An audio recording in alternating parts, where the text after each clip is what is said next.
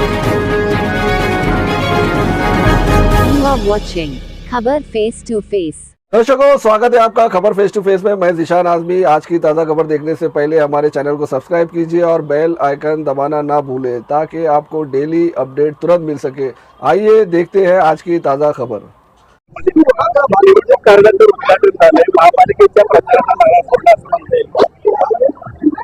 भारतीय जनता पार्टीतर्फे मुंबई शहरातल्या विविध भागांमध्ये निवडणुकीच्या तयारीच्या दृष्टिकोनातून विविध कामं जी संघटनेच्या मार्फत राबवली जात आहेत, त्यामध्ये एक विविध वॉर्डांमध्ये निवडणूक कार्यालयांचे उद्घाटन करणं, निवडणूक कार्यालय स्थापित करणं हे सुद्धा एक काम आहे। आणि त्या माध्यमातून आज वॉर्ड नंबर 47 मालाड विधानसभा क्षेत्रातला वॉर्ड नंबर 47 च्या निवडणूक कार्यालयाचे उद्घाटन आज या ठिकाणी झालेलं आहे आणि मोठ्या संख्येने या ठिकाणी कार्यकर्ते तसेच या वॉर्डातील नागरिक या ठिकाणी उपस्थित आहेत। आणि या संख्येकडे बघून मुंबईकरांमध्ये मुंबई महानगरपालिकेच्या निवडणुकी संदर्भात किती कुतूहल आहे, उत्साह आहे, उत्सुकता आहे, हेच या ठिकाणी या संख्येकडे बघून दिसून येते।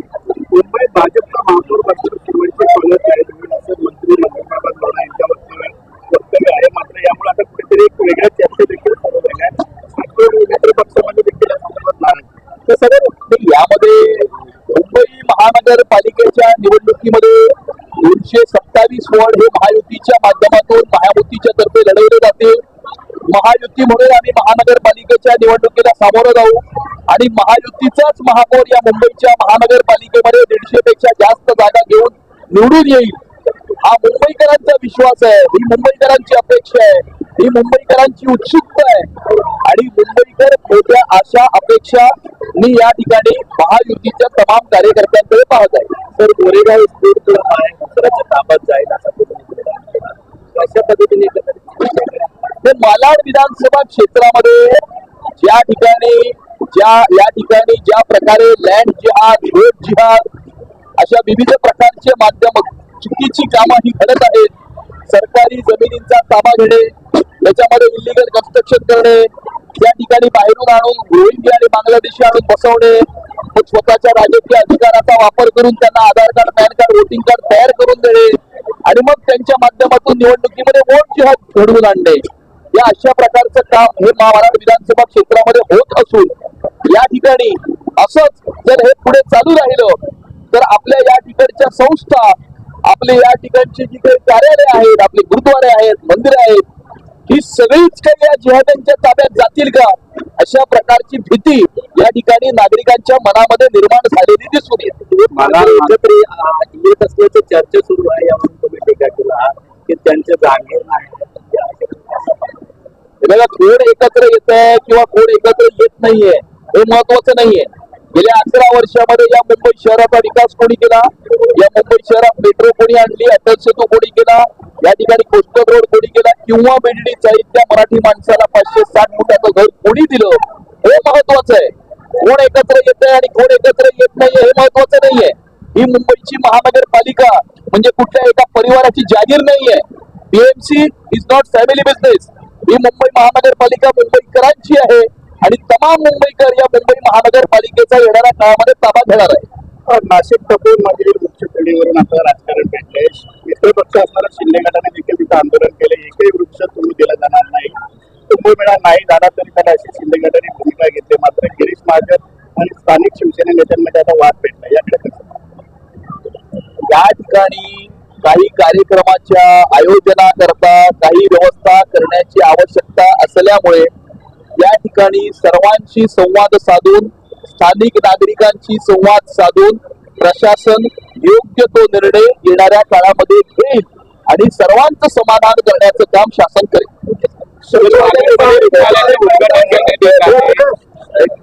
देसाई यांनी असंही म्हटलेलं आहे की एकनाथ शिंदे यांच्यामुळे मुख्यमंत्री असं आहे की शेवटी हे महायुतीचं सरकार आहे आणि महायुतीच्या सरकारमध्ये महायुतीचे सर्व घटक यांचं त्याच्यामध्ये योगदान आहे आणि त्यामुळे सर्वांच्या प्रयत्नांमुळे, सर्वांच्या जॉईंट एफर्टमुळे आणि जनतेच्या आशीर्वादामुळे आणि मोदीजींच्या विजनमुळे या ठिकाणी जनतेने महायुतीला पाठिंबा दिलेला आहे आणि त्यामुळे सर्वानुमते देवेंद्रजी मुख्यमंत्री झालेले आहेत. सर्वांनी एकत्रित बसून ठरवून देवेंद्रजी मुख्यमंत्री झाले आहेत. त्यामुळे देवेंद्रजी मुख्यमंत्री होण्यामध्ये जनतेचे आशीर्वाद आहेत. महायुतीच्या सर्व घटक पक्षांची साथ आहे. महायुतीच्या सर्व घटक पक्षांचा एफर्ट आहे. आणि त्यामुळे एकमेकांच्या साथीमुळे कोणी एक व्यक्ती किंवा एक पक्ष एकटा काही करू शकत नाही. सगळ्यांचे आशीर्वाद, सगळ्यांची साथ ही यशस्वी होण्याकरता लागत असते. आणि त्यामुळे जसं त्यावेळेला एकनाथ मुख्यमंत्री झाले होते, आता देवेंद्रजी मुख्यमंत्री झालेले आहेत. त्यामुळे सगळ्यांच्या आशीर्वादाने, सगळ्यांच्या जॉईंट एफर्टमुळे, जनतेच्या आशीर्वादाने हे शक्य झालेलं आहे. असं म्हणतात आहे की महिला सुरक्षित महाराष्ट्रामध्ये नाहीये, क्राईम वाढलेला आहे. बघा, आता विरोधक टीका करत असतात. त्यामुळे विरोधकांना टीका करण्याला सोडून दुसरं काही काम राहिलेलं नाहीये. परंतु हे महाराष्ट्र सुरक्षित आहे की नाही हे कोण ठरवणार? हे महाराष्ट्राची जनता ठरवणार. आणि तुमच्याच सारख्या माध्यमांच्या माध्यमातून जे विविध प्रकारचे सर्वे तुम्ही केलेले आहेत, त्या सर्वेमध्ये 50% पेक्षा जास्त महाराष्ट्राची जनता ही देवेंद्रजींच्या कामावरती, देवेंद्रजींच्या सरकारच्या कामावरती, महायुतीच्या सरकारच्या कामावरती समाधान व्यक्त करताना दिसते. आणि त्यामुळे जनतेने दिलेला कौल हे फायनल सर्टिफिकेट लोकशाहीमध्ये असतं. विरोधक टीका करत असतात, परंतु जनता काय म्हणते, जनता समाधानी आहे की नाही आहे, हे जनता 5 वर्षात एकदा मतदानाच्या माध्यमातून आणि दरवेळेला तुमच्यासारख्या माध्यमांच्या सर्वेच्या माध्यमातून आपलं मत जनता व्यक्त करत असते.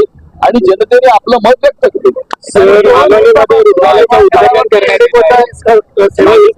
आहे त्यावरती आता वर्षा गायकवाड असतील किंवा सुप्रिया सुळे यांनी देखील टीका केली सरकार. नाही, नक्कीच इंडिगोच्या या ठिकाणी फ्लाईट कॅन्सल झाल्यामुळे प्रवाशांना त्रास झालेला आहे.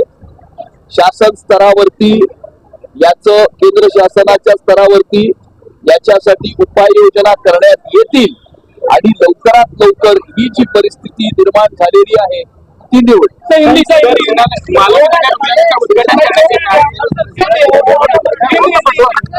मालवणीमध्ये रुग्णालयाचं उद्घाटन दिसत आहे.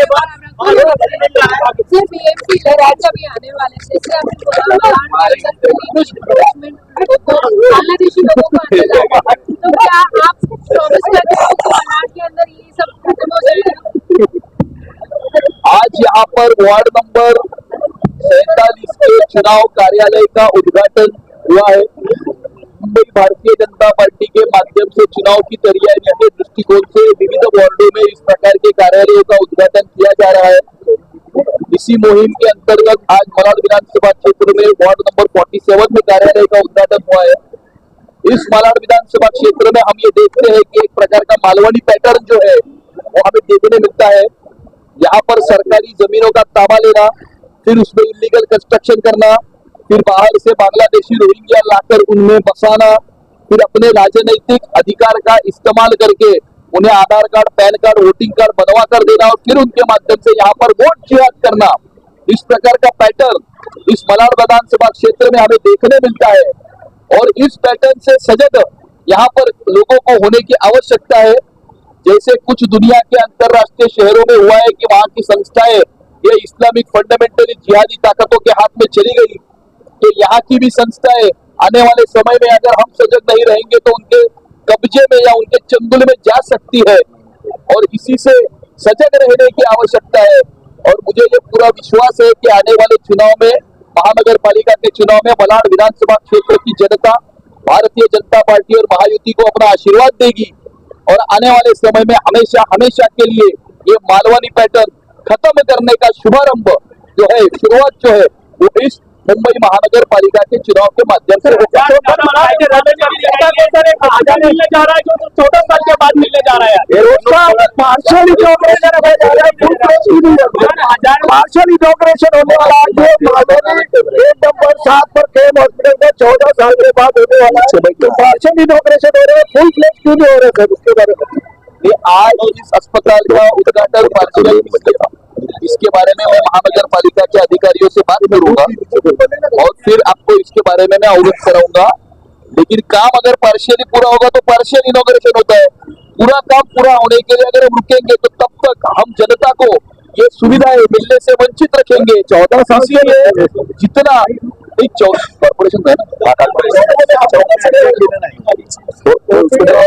14 साल से क्यों नहीं हुआ, इसका जवाब आप उद्धव ठाकरे को जाके पूछिए, क्योंकि कॉर्पोरेशन उनके ताबे में थी।